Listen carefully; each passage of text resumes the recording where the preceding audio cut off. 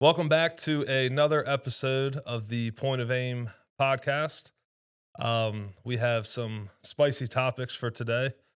We're interviewing a very, very special guest. We still have Mike Ennis and Byron Henry with us today. And then we have none other than the Drip King himself, Larry Kouns. How you doing, man? Good. How are you guys? Good. Y'all good over there? We're good. Yeah, we're good. So Larry, right before we started, asked when the first food comment was going to be, so we might as well start it right now. You lasted longer than I thought. 30 seconds in. None of us had breakfast this morning except for Byron. He had an apple, in case you were wondering. Mike said he stopped. You Yeah, stopped? I stopped and got a sandwich. Wow. I mean, it wasn't a good sandwich, but it was a sandwich. So a good sandwich doesn't count as a sandwich, right? No, a good sandwich counts as I mean, a bad but sandwich. no, Yeah, that's it like doesn't it's count. like I'm fasting Yeah. because I had crappy food. Jeez. As you guys know, we always bring food into the conversation. But today, with Larry here, first off, I just wanted to give him a big shout out because he is always the best dressed at the matches. If you didn't notice, I got my own little Larry Kouns drip necklace. Had to buy this right off Amazon. Barely fit over my head. I thought I was going to break it putting it on this morning. Anyways, so I got a couple questions for you. And I know Byron and Mike will probably chime in as well. For those that don't know, Larry is a really good shooter. He doesn't just dress well, but he also shoots pretty well. And with that, you know, I guess some of the questions are to kind of dive a little bit into that because one of the comments you made off camera was that you really don't know a lot about guns or the stuff, but that, you know, you still shoot. So, like, just out of curiosity, like, what's your story getting into shooting and what did that look like starting out? Yeah. So I didn't shoot guns till I was 44 years old, I think. My brothers were both in the military and they were gone. So when they had gotten back, they were doing like rifle and pistol, and I knew nothing about it. But I was like, well, I'll just do it just to hang out with those guys. And then, so I didn't get into it till like COVID was already going on for like a year. And then so I bought a rifle and and my first handgun, and then I was like, we took some like green ops classes, just basic red dot classes and stuff like that. And I started doing that, and then one of their like pillars of being a better marksman is competition. So I didn't know anything about that and just started, going into that. And then I remember What was your first competition? I did like it was somewhere in Salisbury, I think. It was a like an outlaw steel challenge match. That's probably Nana. Nanacoke, Yeah. Seafordish Yeah. area. Yeah. And I, never, so I went to that, but like the steel was like the size of like stop signs. Yeah, So I they're was big. like- They're because I think they're cowboy action steel. Yeah. is what it So is. I ended up like I won that, and then I was like, man, I'm like a natural at this. Yeah, everyone online is always like, "Go to your first match. Don't expect to do Yeah, well." Larry's yeah. like, "I just won my first match." Well, it was like from the low ready and all Oh, that yeah. stuff. Yeah. So I was like, man, I think I found something here. So then, like a couple weeks later, I went to Eastern Shores Steel Challenge match, and it was a real match, and then the real plates. And I'm like, wait a minute, what's going on here? I was like, that's like way too small. And then then you got to do the holster, so then you're back down to reality, and you're like, well, this is just not going very well. Yeah, it's a very different crowd. Yeah. Well, I mean, I haven't been to that Seaford range in a long time, but from there to Eastern Shore, it's very different. But like when I started, ammo was crazy expensive. You couldn't find it, and like I just thought that's how much things were.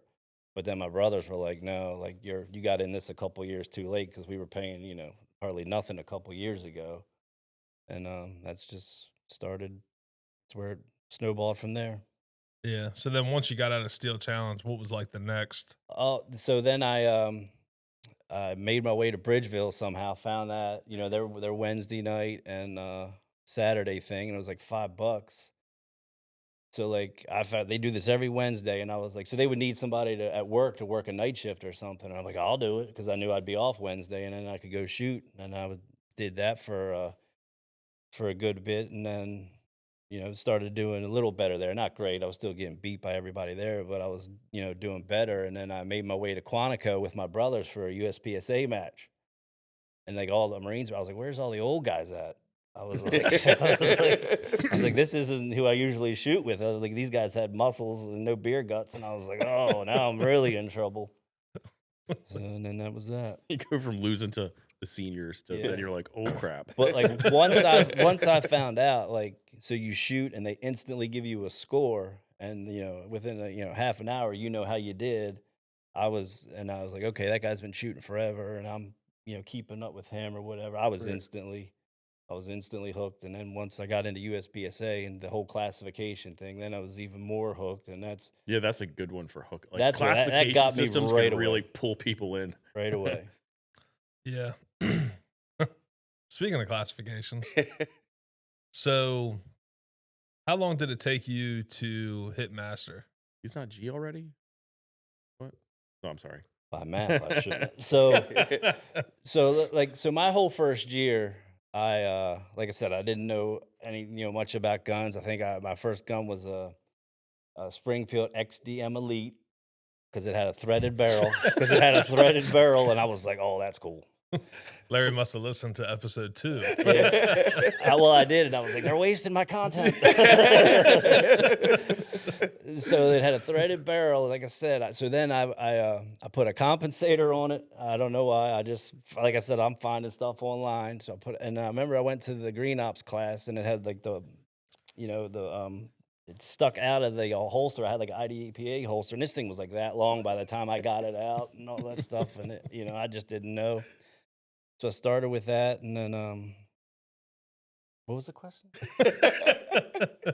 How long it took you to get master?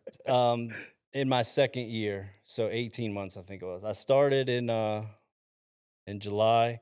I shot that whole year, I think B class, and just cause my whole first year, I wasn't wearing my glasses. I was just wearing sunglasses. I don't know if I was seeing or anything. I would, a couple different guns, and then so finally I shot that whole year, and then in I think it was May, I took a Tim Herron class, and that was just then you figure out shot calling and all that, because I didn't know what any of that stuff was. And then I took the class, and then I instantly got better, like within a week, because some stuff figured it out, and then made A class that December, and then master that like February. Nice. What did practice look like for you to get there? There's no practice. No, not even dry fire? I mean, I call At that time, practice. no, I don't know. No. So your practice was just every Wednesday and Saturday. Bridgeville matches and shooting locals. It's amazing how good you can get if you could shoot a match constantly. Well, like several people have done that at Bridgeville. Just shoot every Wednesday and every other Saturday. Those first 2 years, I was shooting 2 matches a weekend, most weekends, and I was going. And then when they would shut down around here, I'd find myself some far places, Right. driving. So I shot a match every weekend, at least one, but most of the times 2. Yeah. And it is funny, like, as a side note, I do remember anytime there was a match, like somebody would post like, "Hey, there's a USPSA match in York or whatever." You would just see Larry comment like, "What's the classifier?" I would say I was joking, but I'm not. I'd do it now. I told Jason, I was like, let Larry pick the classifier. He'll probably come to your match. But yeah. Well, he told me what the classifier was like 2 matches ago or something. And he's like, "Yeah, I'm hoping to get this kind of score on." And I was like, "Well, me and Enos just shot that last weekend, and we didn't get that score." I got a good score on that one yet. Yeah. So he's like, "Oh." So how many rounds do you think you? Sorry, my chain's clinking. How many? It's a burden. It is. It's like heavy. My wife told me, which I didn't know this, that it's called icing. When you have iced out, yeah. So she's like, "You're gonna be icing." Anyway, so how many rounds do you think you shoot a year between matches, any practice that you have done? I think last year was probably the most. I know I was buying like 2,000 a month. But my wife started shooting some, so she was using not as many, but a little bit. But last year I ramped it up, but before that it would probably just be 1,000 a month, maybe, if that, and that seems like a lot. Yeah. But And over the last year, because I mean, going to all the nationals I go to and all that, it adds up. yeah. Yeah, because I mean, I'd imagine.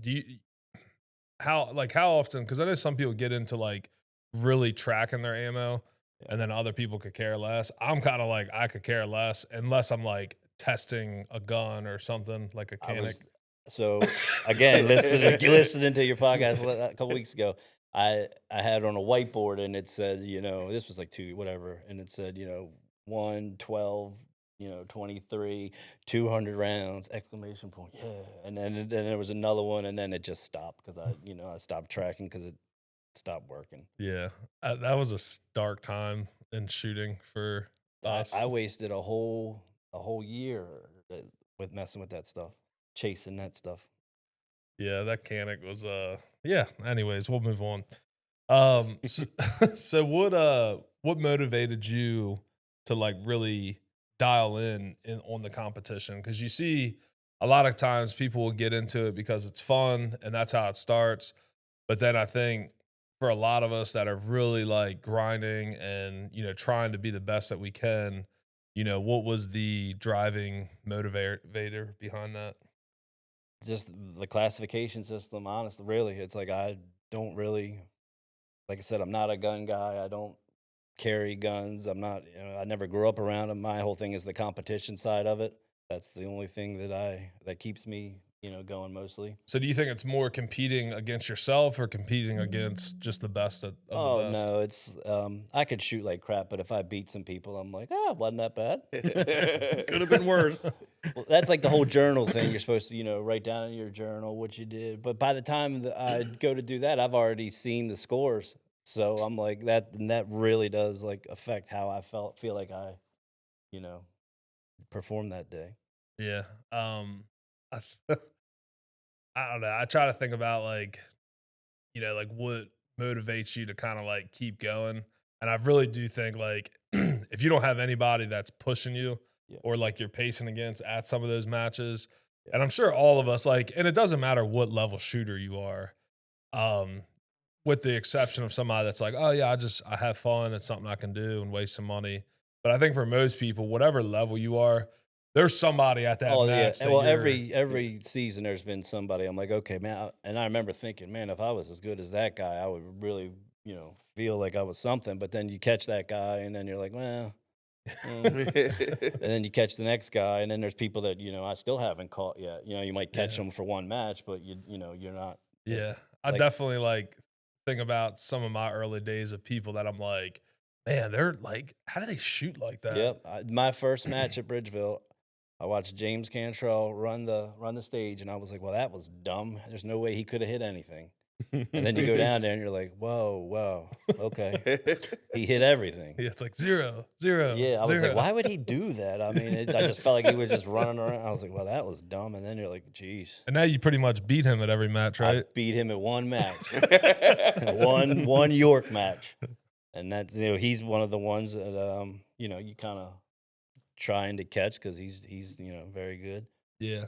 Well, I think like even for myself, and I'm sure like everybody in this room, like some of those people that may have like even beat you early on, and then you're like maybe don't shoot around them for 6-8 months, and then you go back to shooting with them, and you're like, dude, I just like absolutely destroyed this guy that like Yeah. used to just spank the. Yeah, there's been people that I've caught and just kept going, and then Yeah. 3 years ago I would have been happy to be at that level, but now it's not where I want to be. Yeah. So, who are some people in the shooting industry that have like influenced you the most?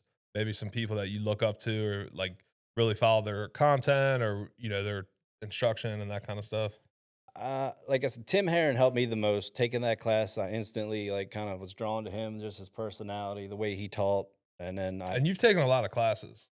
Like, there's a couple that I don't even mention because it was so So I took the Tim Herron class, instantly got better. what do you think was the reasoning from that? Like just the way he delivered the information, Yeah, or that, and maybe it was at a time where I was ready to learn or Okay. could understand what he was saying, and yeah, it was a great experience. And then like a month later, I took another class from a big name instructor, and the guy didn't have a gun because he had a sore finger or something, so he didn't have a gun. And then he had a hurt leg, so he couldn't do anything with that, and it was just a miserable experience, just a waste of money. Who was that? I don't. Don't I'm fall like, into the trap. I Don't wanna- fall into the trap. Genuinely curious. We Yeah. can bleep it out. I just I'm like, who has a hurt finger and a bum leg? Yeah. Because we took a class from somebody that didn't have a gun on while they were teaching the whole class. Yeah. Which it didn't in this situation. It was Joey Sauerland. Yeah. And it really didn't I don't think hinder or take away from the information in the class. I know for us, a lot of us afterwards, we were completely shocked about the round count that we shot. I mean, we probably shot 150 rounds in a class. It was And way less than expected. way less, yeah. And what was funny is because most everybody was kind of complaining about it, right? And man, you spend this money, you try to get prepared mentally to take the class, and then you only shoot 150 rounds. But I think Joey did a good job of it kind of explaining why.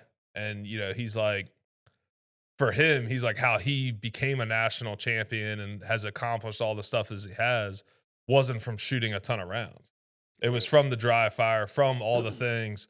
So some of us kind of afterwards were once you get over the mentality that you have to go to a class and shoot, 20,000 rounds or whatever, it kind of was well, maybe that's all it takes, right? Is just put in the dry fire work, put in the effort, do the things consistently, and then, go from there. I'm a visual learner. I need somebody to kind of show me. I'm like that too. So Yeah, I probably if struggled. if you're explaining it to me, but my brain is halfway through. I'm done. I'm not listening. Yeah. Yeah. And I kind of struggle a little bit with that, but I do think Joey did a pretty good job of having people actually take notes, which I think helps. And then I ended up recording 90% of everything. I think Mike did too. So that's kind of nice to be able to go back and. Yeah, I went back and listened to some of it recently. I was oh, wow, that was a good point. Yeah. Yeah. Cause during the time of the class, sometimes you said, if you're not prepared to take the class, you might not be taking away what, all you can do. That, I think for me, I thought it was a pretty good class, and there was at least I took away a few things Well, that I you're at a higher adjusted. level. Yeah, so a lot of it made sense to me what he was saying. Yeah. But there were guys in our class who I don't think were happy with it at all. Yeah. Well, if And I don't think they were new, really in the right place to take that class. But going in, you don't know what place you need to be in for a class. Yeah. It's pretty tough for both the student and the instructor. So for me, that class, one of the key takeaways, I'm not trying to give away his class, but was with his dry fire, how he pushes your speed, he makes you push speed to get faster at things and then back off and see oh, well, I can now do it at this speed faster.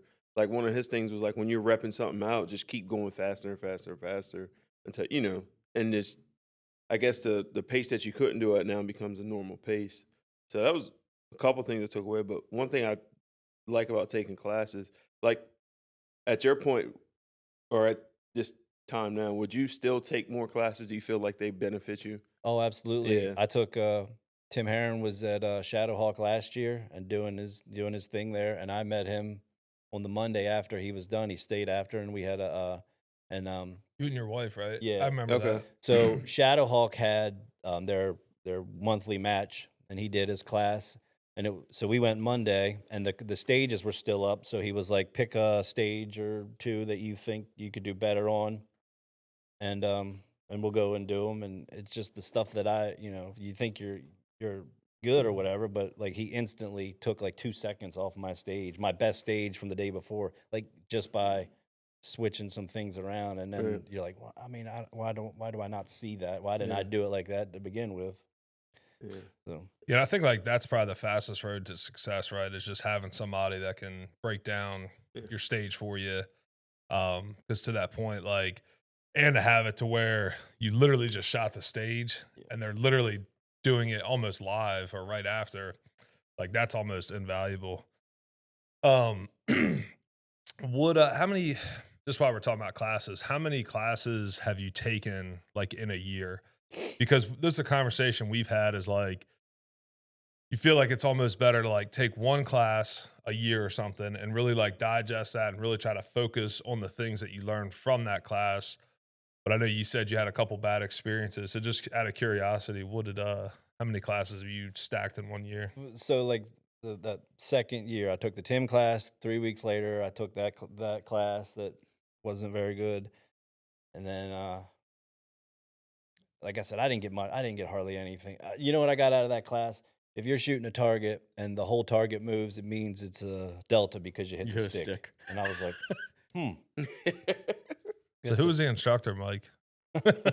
I think I know. Yeah, I'm sure he Mike knows, probably yeah. knows just off of that. Well, it was so, and so then I was kind of spoiled on it a little bit, and then, but I shouldn't have taken it anyway. I should have worked on all the things that Tim had taught me, because he had taught me so much the first session that I could have, worked on things for a whole year.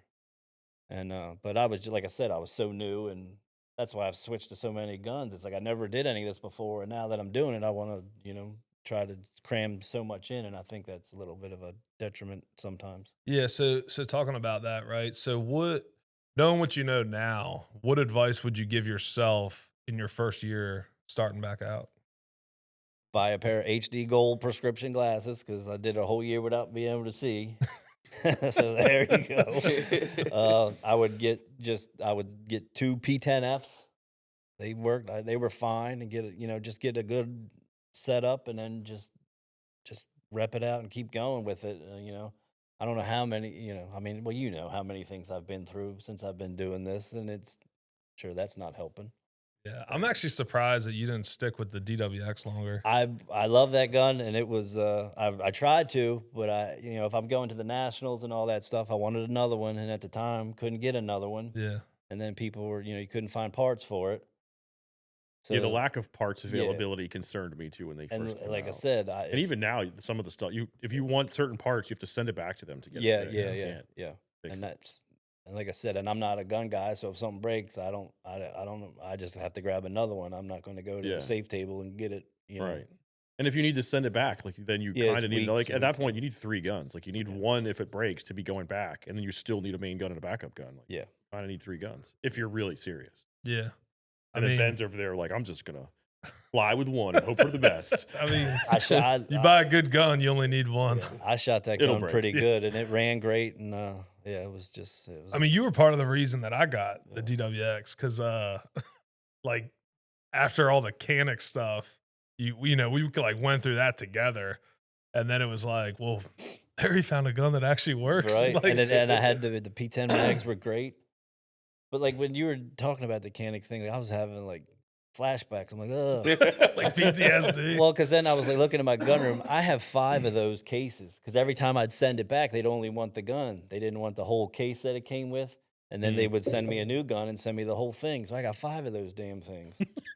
And then I'd done sent one back and got it replaced. And then I go to send the next one back, and they're like, oh, this is the first we're hearing of this problem. I'm like, liar, liar. Right? Do you use the internet? I was Do like, they not scroll have the down. internet over there? It was the same email, like the same email thread. I'm like, scroll up. As bad as it was for me, I just remember thinking, like, at least I didn't buy as many Canics as Larry did. Well, so like my thing was like I didn't know anything about the Maryland State Police, like the Oh yeah, I remember the that. licensing thing. Yeah. So I just bought 2 of them, and then because they weren't on the roster, they sat in the gun shop for like 4 months. That And sucks. I thought that was for like Byron building a gun in his basement. I didn't know that was for like Canic, and it was terrible. I so dodged the bullet. Like I think we mentioned that in the last podcast. Yeah, I bought them in right? Like, January. I didn't get them until May, and then they Right. didn't work. And then so that whole year it was like I'd get one to work, but it would only work with this mag, and you couldn't use that mag in this. So I had all kinds of like codes Well, and marks. I mean, and- you probably had more money in mags than you did the gun with like MBX mags and all that. Oh yeah, well that was so the regular yeah, right. So the mags wouldn't I'm work. having flashbacks. The mags wouldn't work. So then they're like, oh, the MBX mags will work. So then, and I can't get them here, so I had to mail them to my brother's house in Virginia.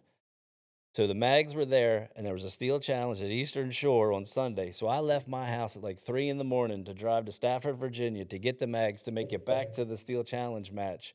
And that thing like the second mag, it locked up on me, and I was like, And how many mags did you buy? as many as you need for a major match. Yeah. I just like, I think my favorite part was just the fact that like, I think you had just went to the range because at that point we were both like keeping track. And when you text me, you're like, man, I just got done a match yesterday, went to the range and like shot another 300 rounds. He's like, I finally got to 800 rounds on this gun. It might be good. Cause you just, at some point, you just think the gun's just going to fix itself. I like, Yeah, I feel you'll shoot it out. But I mean, they had me like Sometimes that can happen. yeah. Kind of. they had me filing like little springs for the ejector because that was too loose and it would make it tighter. And I was like, oh my god. Yeah. So that you were was- like R&Ding for them. essentially. Yeah, and like I said, I had springs flying all over the house, and it was terrible. It was a terrible couple months. yeah, definitely one of the darkest times in my shooting history as well. So But was that the steel frame one? Yeah. Okay. But at least we weren't alone in it. Yeah, solidarity. We had each So other. glad I bought polymer. Yeah. Well, because like people had already had them, and they were like, okay, well, buy this part and that part and that part. So I had done doubled up on all the parts they told me to buy, so I can be ready to hit the ground running. And then just by that time, theirs was messing up, and I was like, oh boy. Do you still have yours? Yeah. Why, you looking for one? It probably worked now. No, I sold mine, and at that point, I just let the guy on Gunbroker was able to figure it out. So I just gifted my son a pistol for Christmas, and I was like thinking about giving him one of the Canics, but I'm like, no, don't do that. I was like, because I want him to do some steel challenge with me or something. And I was like, I'm not sending him down that. And then he'll road. watch this podcast and be like, "My dad set me up." Well, people like just sell him on Gunbroker, and I was like, no, because some new person will find it, want to get in, and then he'll have to deal with that. Ben didn't feel bad at all. Yeah, right. I did As put it in is. there. I As put is. it like because I had friends locally that were like interested in buying it, and my brother actually wanted to buy it too. And I was like, hey, if you buy this, just know that like it's not working 100%. And at that time, I was like, I think the final thing to do was like ream the barrel. That was the only thing I didn't do that I think would have fixed it.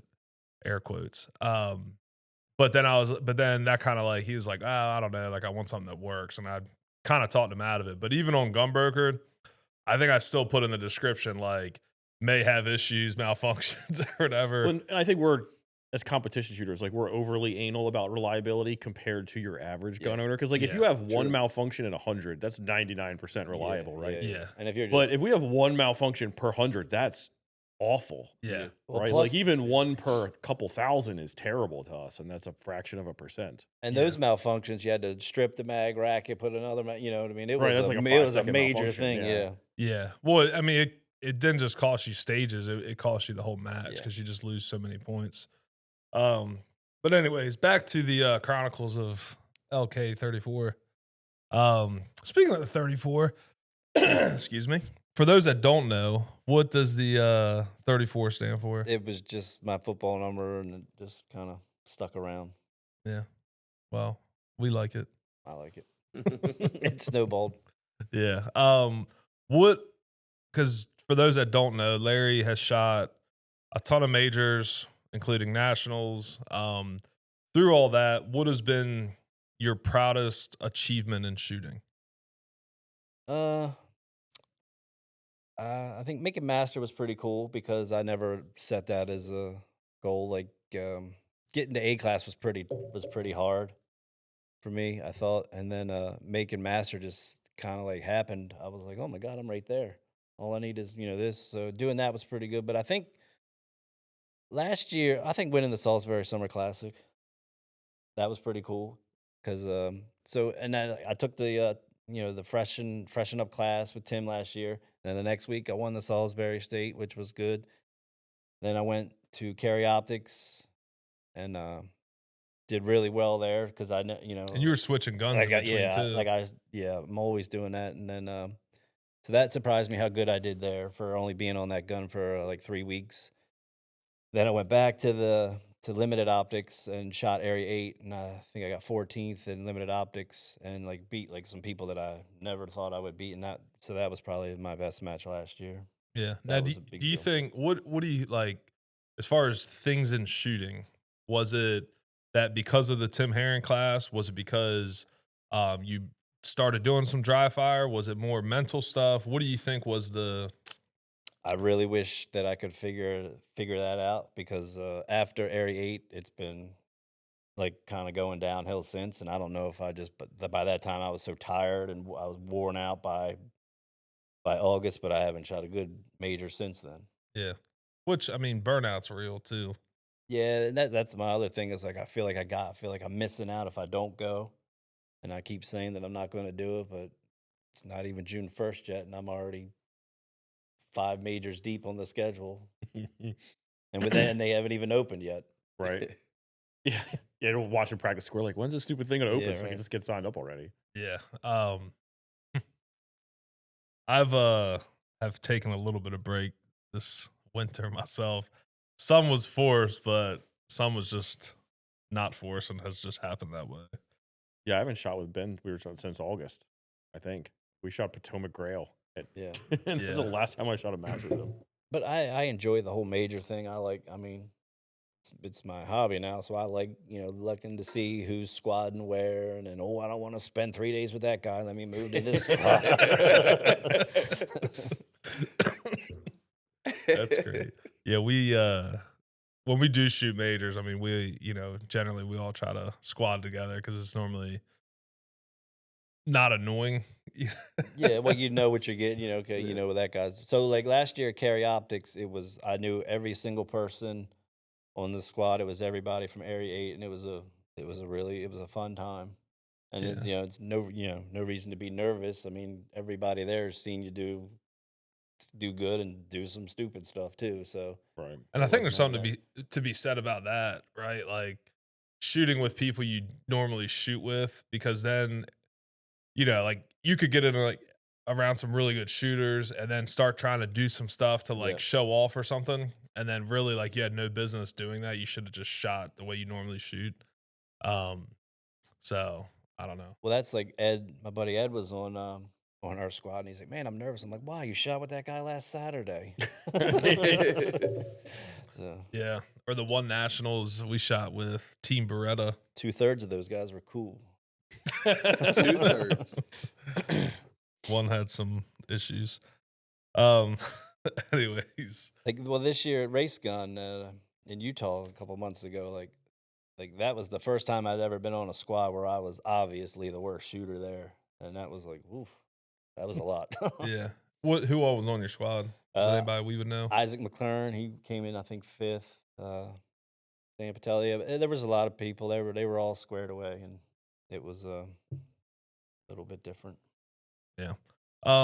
So share a significant obstacle or injury or something that you had to overcome in your shooting career, I guess is maybe the best way to put it. I had the tennis elbow, whatever, real bad for like 8 months, and once I learned the stretches and all that stuff, it seemed to help. And I don't know if it was because I was shooting the Shadow 2 then, or because it seemed to go away when I Yeah, it could be. Yeah, I could stop see that. shooting Like it. Yeah, I I don't know. suffered with that for a while too. It was when I was shooting single stack, Yeah, and and it's probably a little bit of like major, lighter gun, dry firing too much, and just like it was bad. I couldn't even pick my coffee cup out of the. Mm. But once you get one of them little braces that puts the pressure there, that and a couple aspirin, I could make it through the match. And I just whined the just rest take some of the week. ibuprofen before you start, Yeah. and a little more after. Yeah. Well, that's one of my jokes on the range is like we're getting to the last stage. I'm like, we got my aspirin's wearing off. Just more caffeine. And then since I turned 50 last year, I've been throwing that around everywhere. I'm like, I'm elder now. I'm an IPSC senior. You always got to I was take about it to say easy. you can is that IDPA senior too? I don't know what IDPA is. Probably not. I feel like a lot of them are 55. I'd have to. Dude, look you're in the 5 book. years away from winning it. That's my goal, baby. I was like, I shot IPSC Nationals, open minor, and I think I came in 6th senior for open. I was like, ooh. That's awesome. So, not just maybe physical injuries, but has there been any like mental match pressure that you had to deal with, or anything that you can think of during a match where you're like, just got to get out of your own head, so to speak? Like the Race Gun Nationals, it was like I said, those guys were better. They were obviously better than me. The second stage, it was so sunny, I couldn't see. I mean, I just couldn't see anything. And Now, that- was this was in Utah yeah, Hurricane? and Yeah. it was terrible for me, but I mean, it was terrible for everybody. But I don't know how they dealt with it so much better than I did. Maybe I'd never seen it, but it was bad. So that was pretty much a terrible stage. The next stage, I hit a popper and it didn't fall. And, you know, I was at the end of the stage, and you know, everybody's like looking, and so calibrated that, The lost. RO like point over, Yeah, like I'm like, and you could see like, I hit it. I know I hit it. I heard, you know, but so I lost that one. have you ever won a calibration? Just a side note. Nope, No. I I've won that's only one. my second one actually, though. But it was probably karma, because at CO Nats, I ran right past the steel, and I, you know, accept the score, and then we're walking, and they're like, you know, you left the steel up. I'm like, huh? And I watched the video, and you can see me zooming right past it, but I didn't, you know. I guess it's you win some and you lose some. So in those moments, right? Like, how do you deal with that from a mental aspect? Not very well. just put the gun away, start it's crying. Like the whole first day was just terrible, and I'm like, and I could you know see people that I've never lost to, then they're beating me pretty good, and I'm like, at that point I was like, well, let me see how much I can dig myself out of it. So the first stage on the second day, it was Russell, our area director. It was his stage, and you know, so I walked it really good. I knew it. I was the first shooter, and I did great. You know, just a great stage. I was like, all right, well, I'm back. And then like like 2 stages later, I don't know if I had a mag that I didn't clean or whatever, but you know, standing up there with the Utah dirt in your mag and just racking, and I was like, oh my God, it was a long 3 days, and I was glad it was over. Sorry, I started thinking like how shooting is almost like golf, in the sense that in golf, like if I hit a really good shot, I'm like, or like have a really good hole, I'm like, man, I could be like Tiger Woods out here. Well, yeah. Shooting's kind Like, of the it's same on thing. It's now. like run a really Yeah. good stage. That was stage 9. It was really good, and I was like, man, I'm back, baby. I was like, man, screw these guys. These guys don't know me. And then like 2 stages later, I was like, oh, I'm terrible. I shouldn't have came. I don't deserve guns. That's great. It's funny you say that, because I remember it was at Bridgeville, and I guess you had a bad day, and we're all at the is it the Mexican spot right across the highway, and I hear Larry. Food talk. Yeah. Don Chewy. And I hear Larry, Byron beat me. I'm like, oh man. And then it was like the next match, like I had got there a little late, and I guess he had asked Ben, is Byron coming? I'm like, oh man, he's got a vengeance for me, like for one bad match. Yeah, it'd be like that. Byron's always though like surprised people are excited to beat him, like he doesn't think he's good Yeah. or something. I don't know. It's like that mental sandbagging, you know. That's he's- he likes sandbagging himself. Yeah. Like he I just remember like probably at Bridgeville too, I think it was. It was like a stand and deliver stage. And Byron's a good shooter, but like, you know, he's like shocked that he just literally won the stage. And it's like, dude, all you have like you just draw and shoot. Like that's it. Well, now I lie to people. Like, they're like, Larry, I beat you on the so-and-so stage. I was like, yeah, I shot that strong hand only. I just needed to practice. And I did the same thing actually. So kind of how we were talking about with, you know, going to instruction, maybe somebody you've been squatted with. What has been the best piece of advice that you've gotten that stuck with you, you know, thus far while shooting, other than buying HD golds? yeah. Piece of advice. Getting a steel grip on your MPA. I heard that earlier. C2 palm swell grips.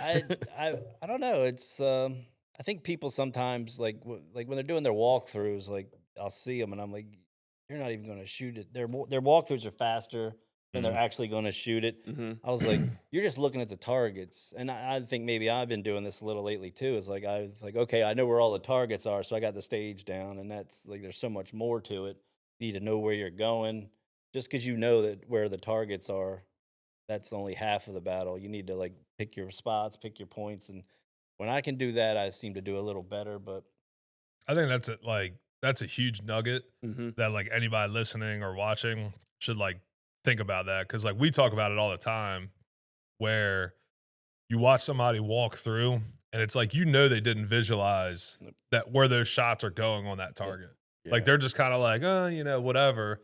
And they're not being like intentional with the walkthrough.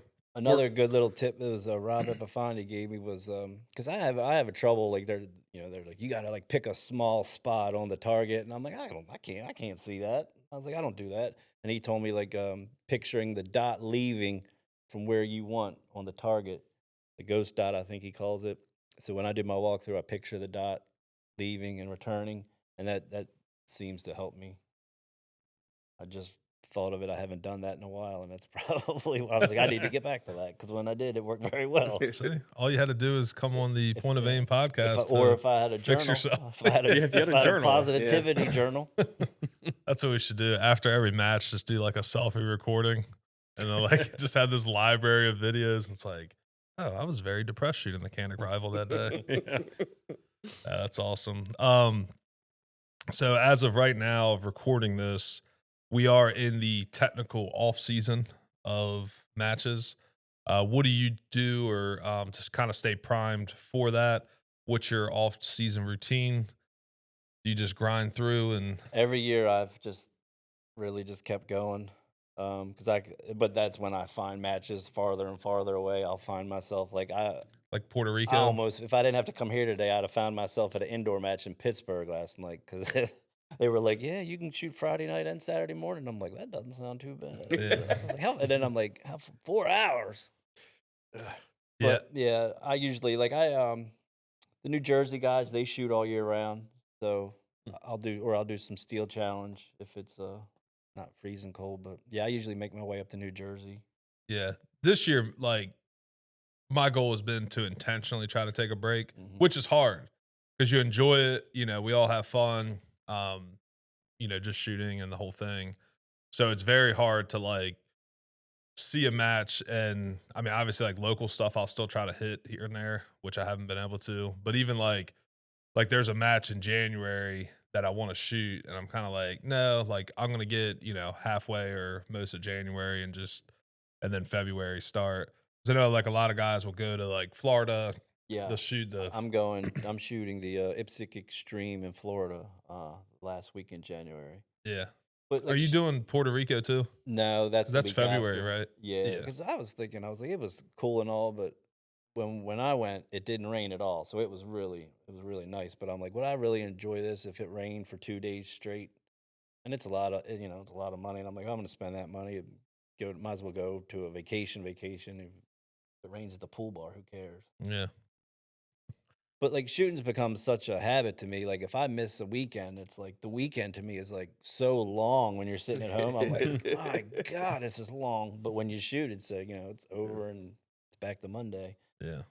And I've made some friends there, and I enjoy I enjoy it. So We enjoy you. yeah, when I If, stop if, having if, fun, I'll if stop. we're the friends. Yeah, well, I have other friends. It's like I got His real friends too.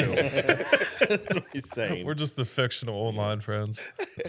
No, that's great. So online, people will post their greatest victories. They'll make the post sound like they did phenomenal, and people will see all the good things, but what are some of the bad things that people don't see? I think all these guys should be posting their scores. If you see a run, post all of it. Post all your scores because I mean, you can really get fooled with some of this stuff. Like this is you watch a guy. He's like, "Oh, I'm doing my 100,000 round review on this gun," and I'm like, I haven't shot 100,000 rounds in my life yet, and I beat you by 100 spots." Yeah. So, you only see the good. Nobody shows you them. Well, yeah, DJ Jenkins. I seen him last week doing some dry fire stuff, and he, great shooter, top 20 guy, and he misses the reload. And I was like, I messaged him. I was like, thank God, I thought I was the only one that misses. Was that the one? Was he the one I saw? Like the mag just flew, just gone. It could be, Yeah. yeah. You're talking about Yeah. Deshaun, right? Yeah. I've definitely done like dry fire, I do it all especially. the Even time. live fire, I've done it. You just go to reload, it's just like. Yeah, I was Yeah. like, thank you for posting that. I thought I was the only one because I got a dry fire at a certain spot in my house because I throw those things everywhere, and a huge mag well, and I don't know how I missed it, but I did do. it in a match last If- year, Delaware. But I've never Did done you- it in a match. I don't understand it. If memory serves, I think you have a broken tile in your house from dry Yeah. fire. Yep. I have to wear shoes now. I can't dry fire in the kitchen anymore because I broke a floor tile. Biggest injury for Larry. I broke my toe dry fire. I got Dude, dry did you fire break your Crocs. toe dry fire? No. No. I like kicked an ottoman one time and like it split like underneath my toe because I didn't have shoes on. I was like, I couldn't even see it. I'm like, dude, it hurt bad. It put me in a pile in the ground. I was like, Bree, look at my foot. Like, tell me how bad that looks. And she's like, it's just a little cut. You're It's been fine. a little bent. So the next morning, I'm like still bleeding. I'm like, maybe I'll go to urgent care. And they're like, yeah, you need stitches. So, Well, that's aggressive dry fire. I don't, Yeah. I don't get that too much into it. So how did you break the tile in the? Oh, just missing the reload and It just it's and the way drop it a landed? 1 pound yeah, mag. because I got Basically. yeah, they're heavy. Yeah. But Now- my dry fire is like I put the belt on, I look cool, and then I'm like do like a couple draws, and then Selfie. well then I Hold noticed on, put the drip on. well then I noticed like because I'll turn the TV on, then I noticed like King of the Hill's over. It's like the credits songs, and I've been sitting on the edge of the bed for like 25 minutes watching. I'm like, oh, I didn't get much done. That's so great. But it counts, I guess. Oh You man. got comfortable with your gear at least. At least it felt good. Yeah. Yeah. Most people put their gear on to incentivize them to try fire. Larry's like, I'm gonna put my gear on and just watch TV. Well, sometimes I'll do a couple draws, and I'm like, God damn, still got it. No need for this. Oh man, that's awful. But so funny. Yeah. Well, and at my house, so like dry fire kind of becomes like the thing, right? So to be like I'm dry firing, and then now like my kids just stand up there with their Nerf guns and they start pulling their guns up, and you Trying know, not to trip over a 2-year-old like does not make it easy. no, or like so where some of my targets are basically like going up a stairwell. So my one daughter thinks it's funny to like sneak up the stairs and start pulling the targets down while I'm trying to like shoot at it. So it's, you know, you really don't need like up and overs or, you know, drop turners because you just have your daughter like Yeah, moving it. play on the Get target behind the around. couch and wave this. Killian's been wanting to do it. Like he'll go get my targets out and put them up and then be like, okay, go get your gun, Dad, and the timer. I'm like, okay. And then like he'll do a stage and then I'll do the stage. It's like, I'm like, oh, I'll go to do it again. I'm like, no, it's not our turn. We've got to watch the other team go. So I got to stand there and pretend to watch the invisible people dry fire. That guy's no good, is he? It's kind of funny, but also I get nothing done as far as Yeah. practicing. So because I know you have stuff inside, but then I've also seen where you've Yeah. done some stuff outside. Yeah, so I have a pretty big yard, so I'll put up some targets, and that really does help. And I need to do it more. And like last year, I mean, I don't use a timer when I dry fire, which I probably know I should. So I just started doing like some 1-2 step reloads to the right and to the left, and that helps. And that's Yeah. plus you can get the distance. You know, I mean, it's okay to do the little targets in the house. It's not and the all. same, I don't though. think it's the It's, same. yeah, it's not Yeah. the same. I like It's- putting up full targets, and I put them, all the way back, and then put a, staple a paper plate to the fence, 30 yards, and Yeah. makes So you think you're a thermite. yeah. So at my parents' house, I've done that because they have like a fence and they're not like crazy close to their neighbors. If I did it at my house, I mean, I'd probably get the cops called on me. Yeah. Luckily I know them, but like, yeah. So that's where I think like having the indoor, but like we've even set up dry fire.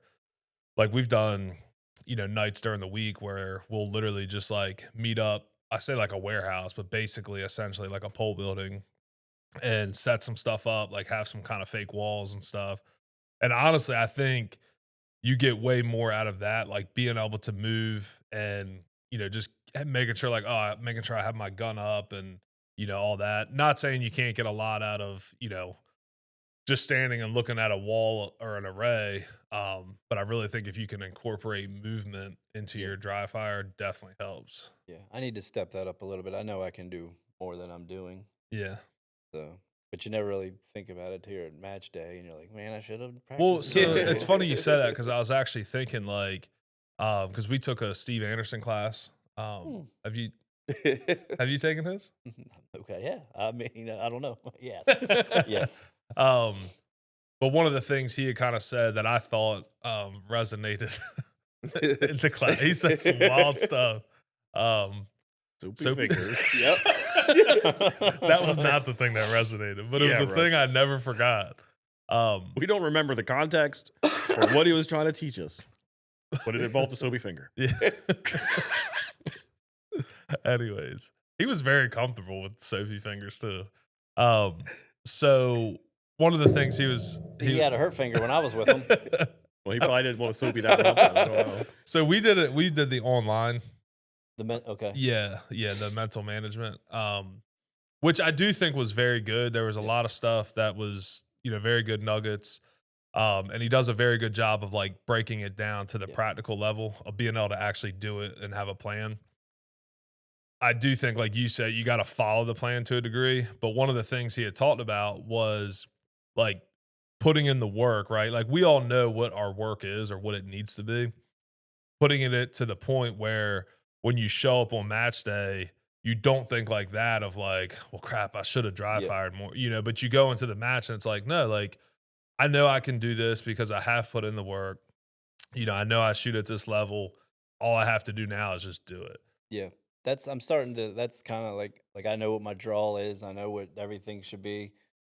We've done some math this week together. Didn't quite, it was all, but I didn't get the result that I wanted, but I was actually like pretty happy that my math was pretty much correct. So I know I can do it.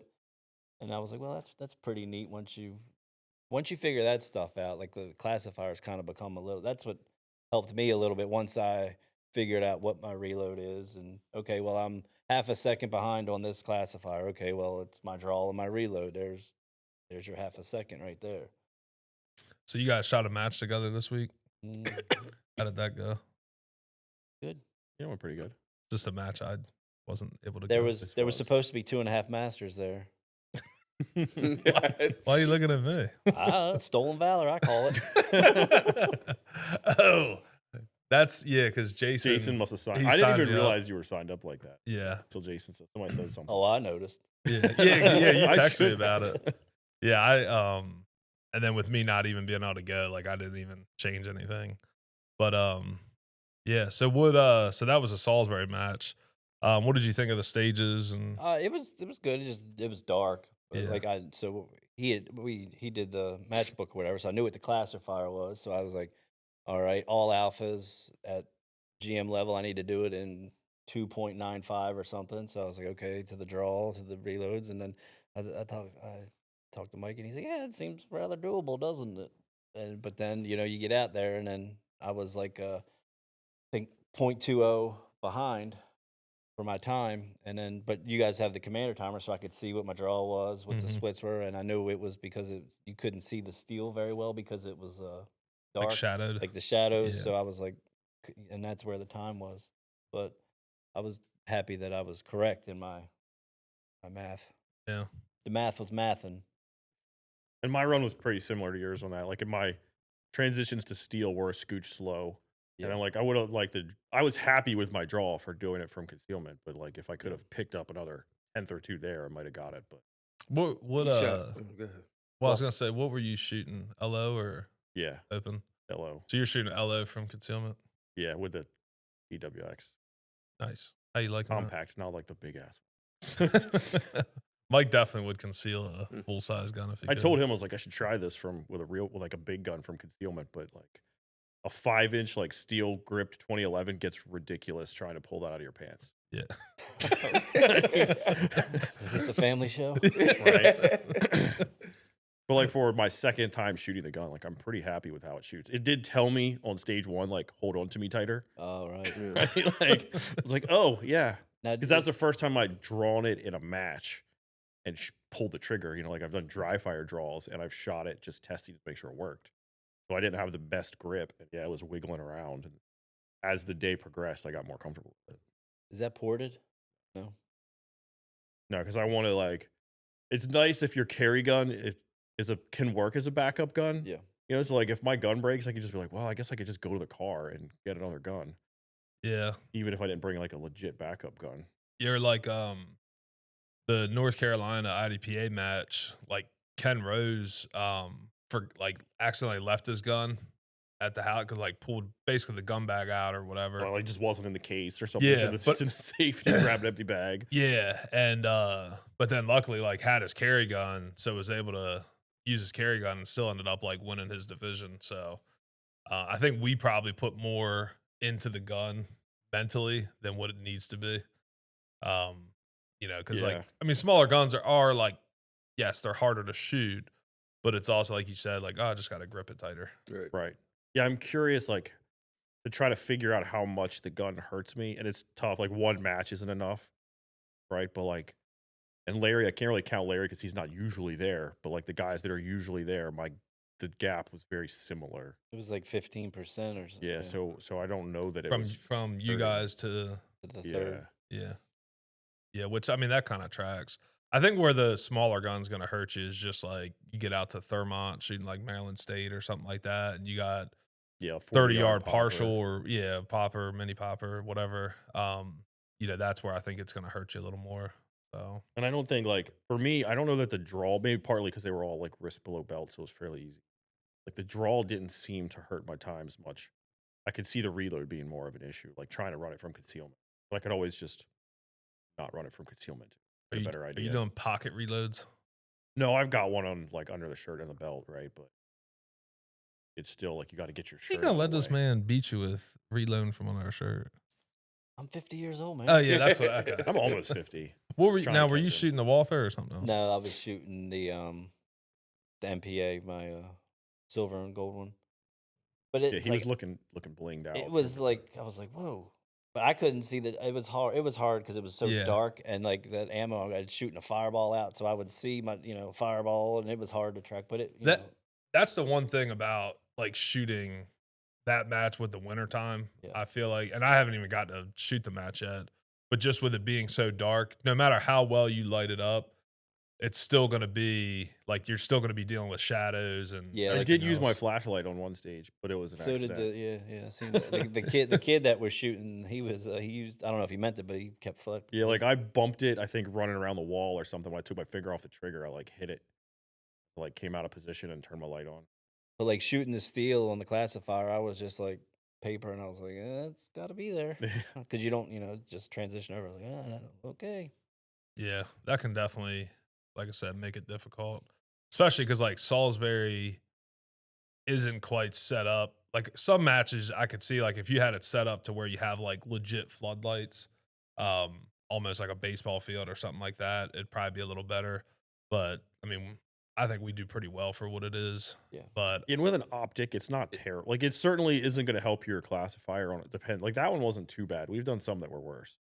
But with an optic, it's not bad. Like iron sights would be brutal, I think. to yeah, shoot because that. the classifier, that was the what was it 3 paper and 1 steel? Two Two steel. 2 steel. So I told Jen, I was like, summertime, I GM that all day. She's like, yeah. yeah. Nah, Jen's fun to shoot It does with. seem like a very doable classifier. Yeah, but it's not a hard one. All week, I was like, man, that's not even Russian. Yeah, you just got to But shoot it and but hit ace. then you get out there and you're like, oh boy. That's awesome. Any more questions for Larry? Probably, but I can't think of it right now. Put us on the spot like that. Question. What's that? What's a question? No, I can't think of a question now. Where do you buy your shoes for everybody on the internet that wants to know? all over wherever I can find. I try to plan it to when my wife's on a business trip that they get delivered then. I was gonna say the biggest takeaway from Larry's wisdom is just look the part. Yeah, that's half the battle. Like my mom always says, if you look good, you feel good, you play good. Your mom's not wrong. Yep. So Here's a question: are you shooting our low light match tonight? Since you like shooting matches. No, so I much? have a double classifier match tomorrow. And I gotta be in. Man, you don't know how bad work was rough yesterday because I was up till like 10:30, getting home from your match, and then I got up at 4 to go to work. I was like, man, this is what real people do. Yeah. I mean, I was texting them at 2:30 in the morning last night. Yes. Or this morning. So what were you gonna say, Byron? When you were I do have a question. When you were starting out and you were shooting 2 matches a weekend, were you dry firing in between at all? No, never. Just no. the matches? Yeah. No. So when you started shooting, I guess, heavier, were you are you still trying to shoot 2 matches a weekend? Yep. But now you added dry fire? Well, he Well, added you're king of the hill dry fire. Okay. I do more dry fire now, and the big thing is because I switch back and forth guns so much that I always say I'm like 85% on both guns, but I switch back and forth so much that I can never get past that Okay. because it's always unfamiliar and Makes sense. Yeah. and I am always switching this or that, and Changing maybe something this up. will matter, and then you got the mag pouch in the front. Well, maybe that's the key that's the ticket, and then because I'll shoot in Jersey and you'll need 5 mags or whatever. Because it's 10 rounds. It's 10 rounds, and then I'll get to the end of the stage and I'll look down and I never even grabbed it because So, but Yeah. now it's like I got my belt set up now for IPSC. Hopefully, I'm IPSC legal. Because if I go there and they make me move it back a millimeter, I'm going to have a fit. Because like at IPSC Nationals, every different stage they would tell, and they're telling like Jaleesa Williams that her belt's illegal, and she's IPSC national champion multiple times. I'm like, I think she knows where her pouches need to be. Right. And they're like, nah. And so you just cock your belt over. Now you're good. I'm like, all right. I got you.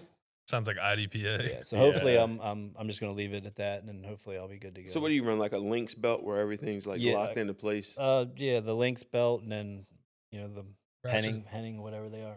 Or no, they're double alpha. Double alpha Double pouches. alpha, Okay. yeah.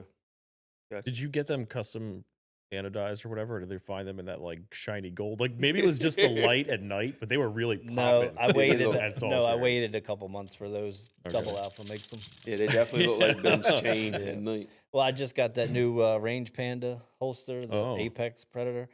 How you like that? Well, so then the only the match was all run 10 feet to start shooting, but the classifier, I was it was like a 1.2, which is probably a little faster than I usually do it, but It was basically the same draw as mine. yeah, From under my from shirt. concealment. Like all night because I looked at some of the time. But in my charts. bedroom, I'm like Watching King of the Hill. I'm like a 0.98, so maybe I need to have some King of the Hill playing in the There you background go. when I shoot. You'll see him with headphones on the next match. He's just playing. audio from I'll see King if of I the can Hill. get Ed to hum the theme song when I'm making ready. I think.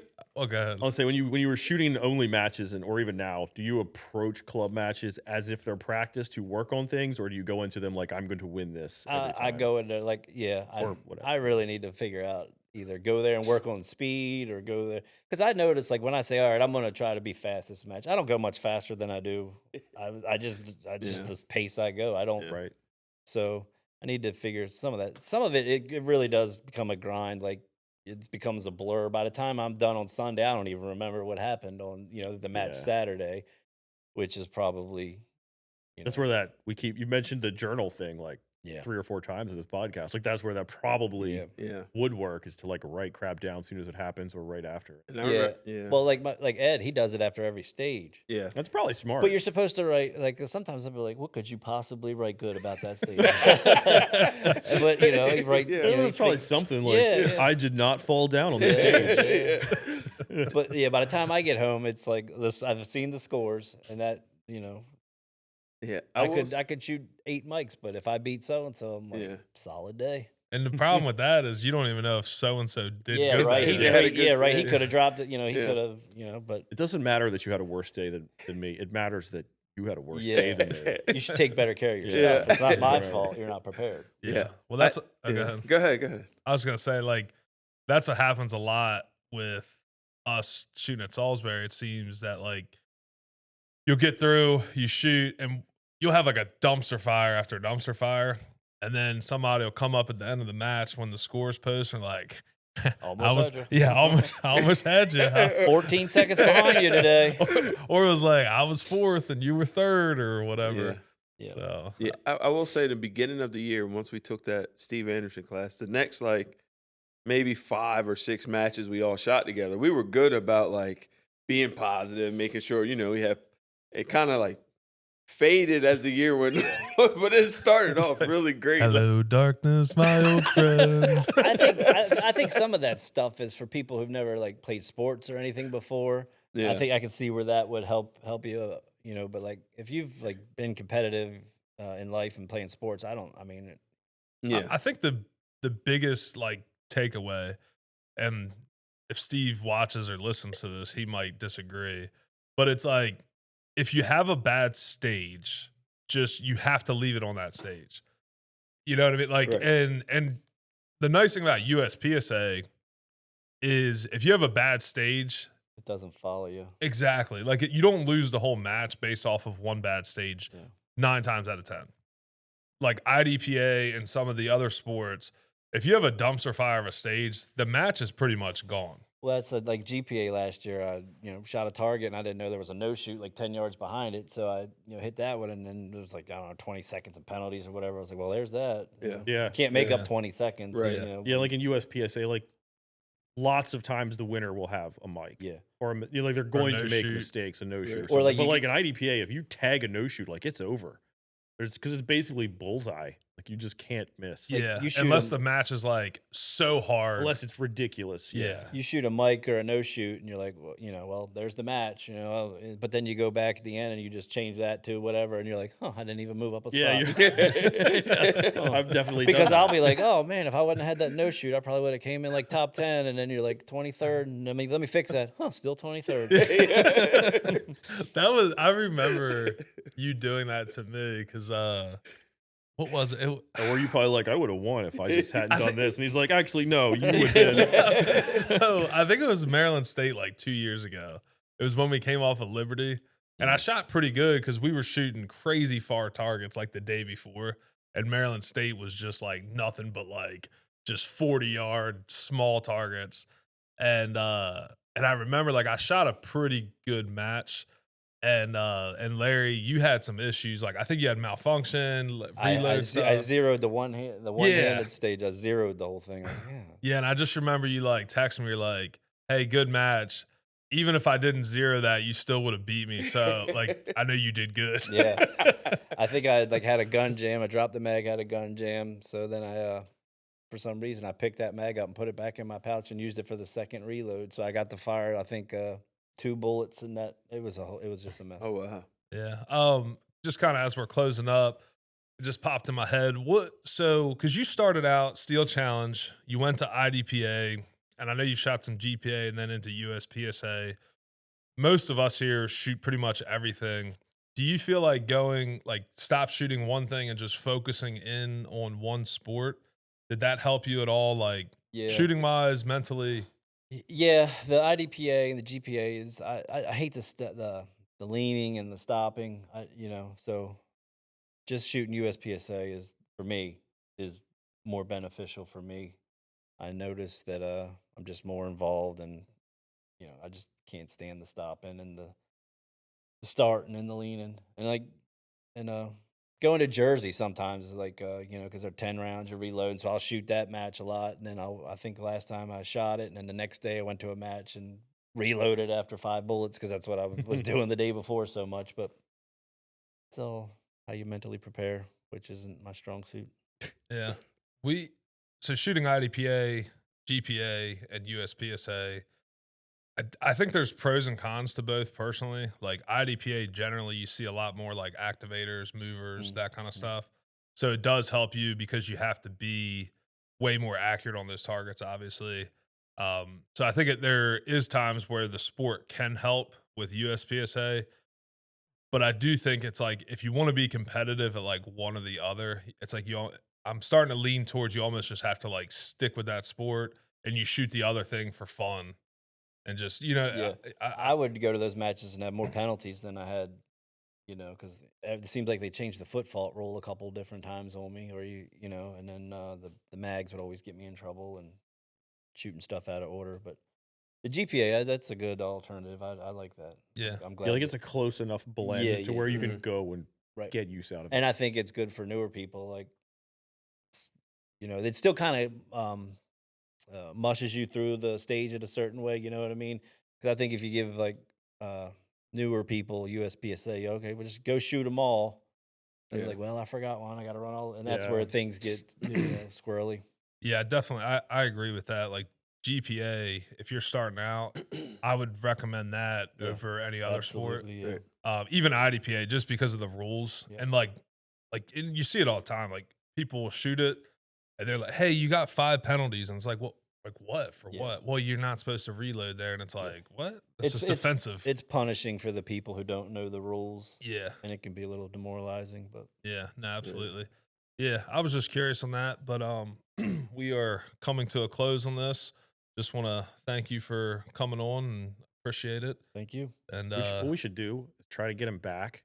Like we'll get Nils on here, and you guys just gang up on him about mechanics. Think we can trick him into that? Well. yeah. It's funny you're here. No, we're now CZ and MPA shooters in Walther because of mechanics. Nah, whatever they've done, they figured it out. So I'm just gonna. Allegedly. They figured it out when his gun worked. Well, that was. See, here you go. You guys, you guys They are pull getting me back flared in. up. Pull me back in. This is what Mike does. He just like stabs you a little bit.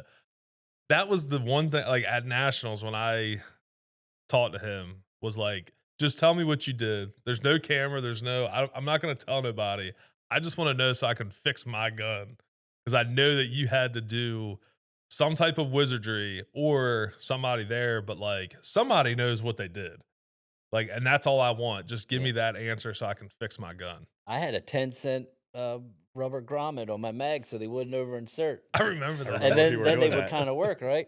And I think that, I don't know, so then like the grommet wasn't all the way down because I was cleaning, so it's like halfway up the mag. So then when I go to reload it, it won't it was like seat. sticks in there. Oh, yeah. And then was it Henning came out with like the base pads Yeah, that yep, essentially yep. built that into them? Yeah, That was yeah. the fix. That And then seems- that didn't fix, but it was Yeah. kind of some people it was the And then sometimes those wouldn't actually seat. Yep. So you had to like shave the sides down a little bit to. It was a whole thing. I'm glad I didn't go down that rabbit hole. It's not too late. Yeah. Yeah. Yeah. I got Like- 2 of them. Larry's got a Go. gun you can One's borrow. gold. I would have bought Ben's. Like I went to the gun shop and was like, I want a Canic. And You're like, we too got a close. steel You're too one. close to me. He still has to see you. He just Yeah. Put Well, it and they on were Gun like, well, Broker. this one's sold. And I could see Ben Jordan on it. I was like, well, you got a plastic one? They're like, yeah, we got a plastic one. All right, give me that. Well, that was the thing. I was shooting the plastic one. I made Master with the plastic one. I was like, man, this is even. We're gonna just That's what I figured. that steel frame's gonna eat up all the recoil my little soft hands can't handle. 9 millimeter. Yeah, right. Awesome. Well, that concludes today's episode. We want to thank today's sponsor, which is all of you that watch the Point of Aim podcast. We thank you for watching. Hopefully you enjoyed this episode. If you did, shoot a comment. If you have a comment for Larry or question or something we should have asked him, comment that below. Give us a like and make sure you share this with a friend that also struggled with the steel frame Canic rival. Yeah. Tell us in the comments how great your steel frame Canic is so we can tell you you're wrong. I got 300 rounds through mine. Never a problem. Yeah. I've had this gun for years. It's Yep. never messed up. Exactly. Awesome. So appreciate you guys. We'll see you on the next one. We don't have a catch yet. Yeah. The catchphrase We don't have a- is see you next time. Hammer down and holster. You're Oh, dang, disqualified. that one's stuck already.